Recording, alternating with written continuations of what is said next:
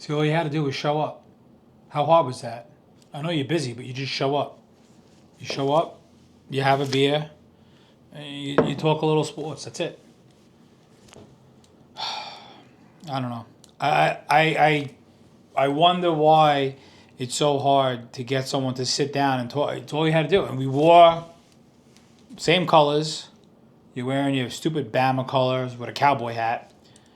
Flip flop. Were you a Cowboy fan for the year now? Is that what you're telling me? This is the year we joined forces in the NFL as Cowboy fans.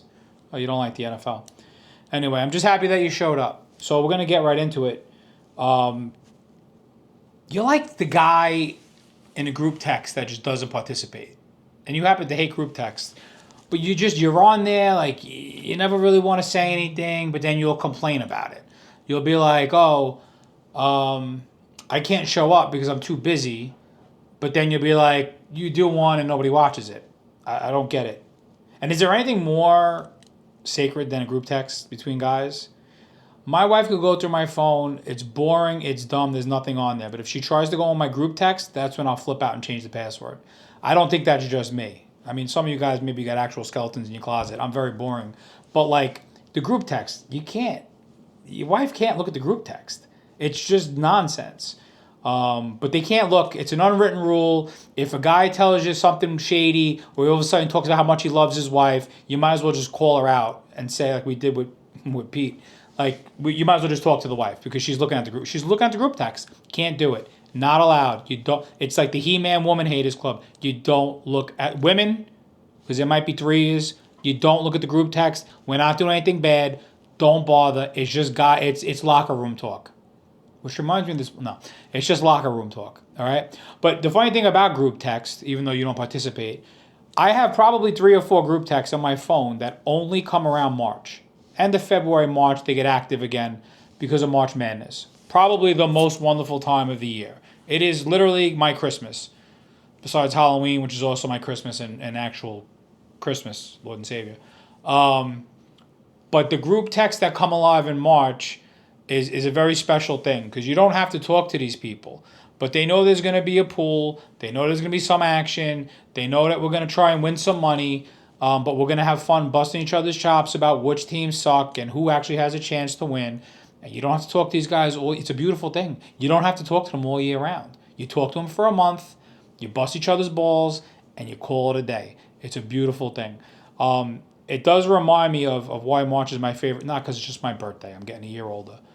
But the lore of the Staten Island Jody's pool, which even if you're not from Staten Island or Jersey, you've heard of the pool. It literally is what dreams are made of. A story so Staten Island that it checks all the boxes. So pretty much that's what I want to talk about right now is the Jody's pool. Basically, it started at a bar, which, Terrence owns the bar. His dad started this pool. Basically, $10 in a dream. You started out picking the final 4. You pick the winner, and you pick total points as a tiebreaker. Very simple. $10 a sheet. Easy money. That day when you would go to drop off your sheets was absolute bedlam. You had a laundromat. You had about 3 bars. You had all of Forest Avenue. You could go into a state senator or a congressman's office and there were just ladies there by a table. You handed them your sheets. You handed them a couple grand, which I think it ended in like the early 2000s, maybe like 2005, 2006. I probably should have researched it, but he's the prepared one. I just show up because that's all you got to do is show up, right? Showing up is 90% of it. Anyway, so you would show up and you would just give your money to some random stranger. Like, here you go. Here's 400 picks. Here's my $4,000 or whatever it was. And we would go in groups. So you had 30 lines with this guy. You had 25 lines with that guy. You'd be filling them out at the beer garden or whatever bar you were at, filling them out last minute. And guys at the bar would be like, I'll throw up 10, I'll throw up 20, I'll throw up 100. And you would form partnerships. And it was crazy. If I can get some photos, some file footage, I'll put them over his because he's got nothing to say today. All right, real quick. These pictures don't do justice for this at all. If anyone has any photos, send me a message. Comment below. It was amazing.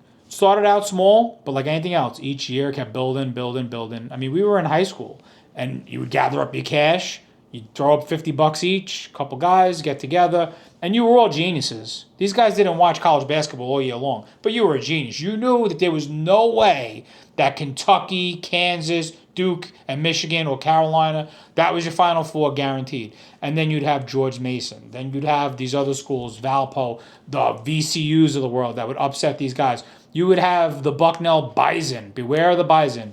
Rest in peace, Klingel. That would take out Kansas.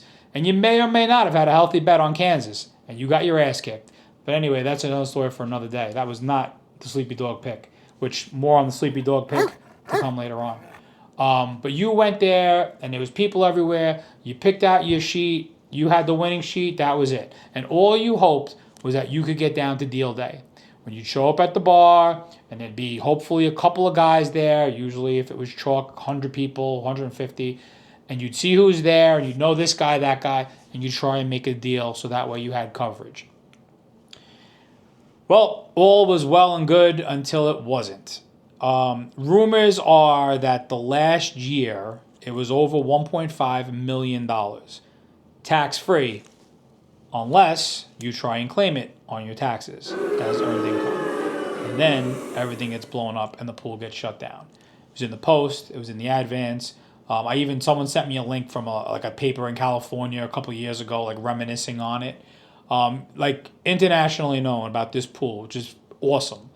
But there was rumors, where was the money kept? Like, who kept the $1.5 or $1.6 million just laying around? Was the mob involved? I don't even know what the mafia, I don't even know what they mean by saying the mob. Was it in the rectory of the church? Were the nuns watching it? Was the priest, was he skimming off the top? You have no idea. But all you knew is that you handed in your money, you had a chance, and you never worried. You never worried that your vote wasn't going to get counted. You never worried that somehow your pick was going to get lost. When you went there and you saw the binder, if you had those teams, your name was in there. Like the most reliable thing that you could ever be involved in. You never worried about getting paid, nothing. Now, full disclosure, I never got paid because I never won. I was close, we were involved, we had a couple of years where we were involved, never hit nothing. Nothing. But it was very, very traumatic for those that like to put a wager in on things here and there, that this pool that was so amazing, for $10, you had a shot at 1.6, it was just gone overnight because somebody tried to claim it on their taxes. Absolutely absurd. The years after that, some bars, Beer Garden, Danny Boys on Victory Boulevard, they tried to do it.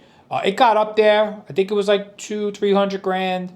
It tried to get that vibe where, on Friday, they gave you Thursday and they gave you half of Friday, but by Friday at like 5 o'clock, you had to have everything in. So you watched those games and you would try and wait to the last minute. I remember St. Patrick's Day and the Friday rolled on the same day. We were with a bunch of us in the bar, Beer Garden. I'm sitting there like the mad genius trying to put things together. Everyone else is having a good time. I didn't have a good time. I was working. And it was just what you did. It was really like what March was all about. St. Patrick's Day, March Madness, spring training, my birthday, all these great national things. But nothing took the cake like putting together your bracket with guys that you probably didn't even talk to the whole year. You loved them, but you got together in March because in March you became a friggin' genius. And that's what we did. We have some small things where we try and replicate it. You pick every game. Couple dollars just to have some fun, but there is nothing like that. I find myself being very nostalgic lately, I guess because I'm getting older. Buying all old Jordans, buying old Air Max 95s.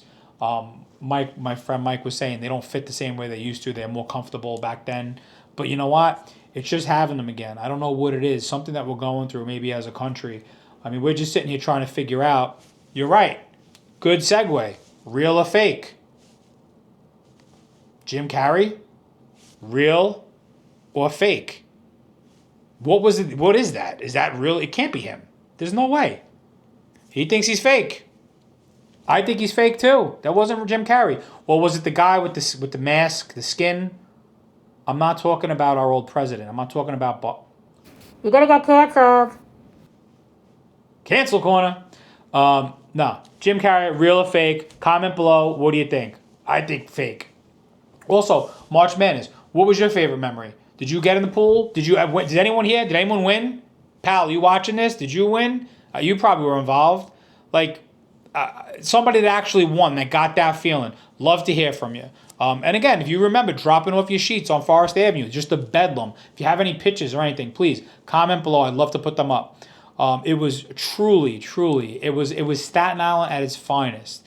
And it was just an amazing time of my life. Where it was just all about $10 and a dream. And you dream big because you thought you knew something. You had a feeling. I know Michigan. I know Duke. I know this. And we're going to talk, next week we'll talk about that. Sleepy Dog, Nap Sleepy Dog has been waiting to pounce. We'll get into that next week. We're not going to do it this week. We got next week. That'll be something we're going to look forward to. But again, March Madness, the group text. Don't be the guy that doesn't participate in the group text. Participate. It's fun. Say something. Do something. Whatever. But don't be like this guy. Well, actually, be like this guy. Show up. You showed up.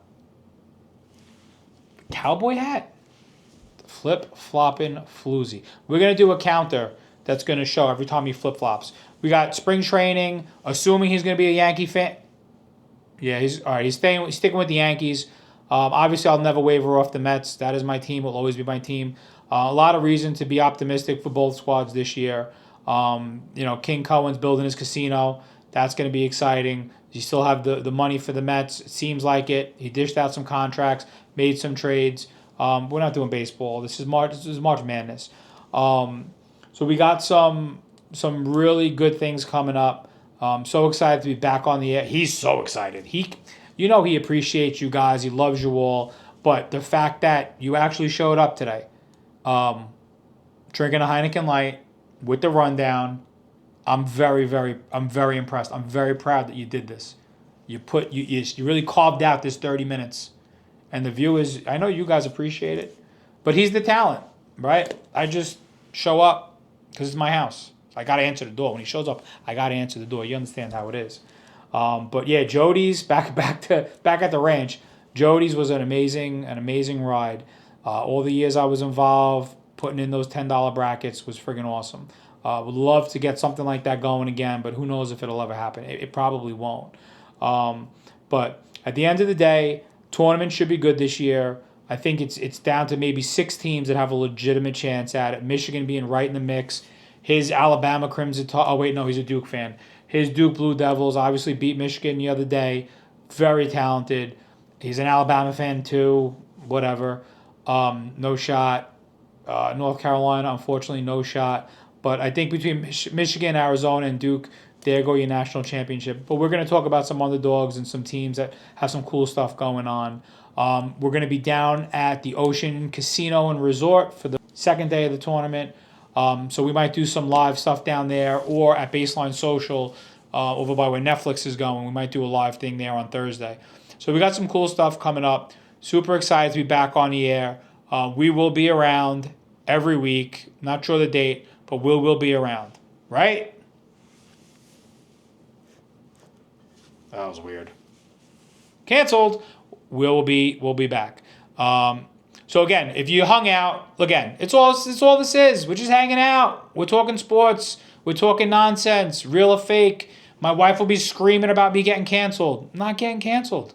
I didn't say anything about our former president wearing a mask and probably being Jim Carrey. I'm not talking about that. Nobody's talking about that. We're just saying Jim Carrey looked a little off. Was he real or was he fake? That's all. That's all we're doing. We're talking sports. We're talking about Jim Carrey. We're not hurting nobody. Right? Right. He agrees. If you're with us the whole time, we appreciate you hanging out. You made it to the end of the group text for this week. We'll see what happens next week. Give me a basketball emoji if you can, if you stuck around to the end. Short one today. Just me, Modcast, by myself. Let's get a lot of views. More views than when he's on, so that way I could shove it in his face. We'll see you next time.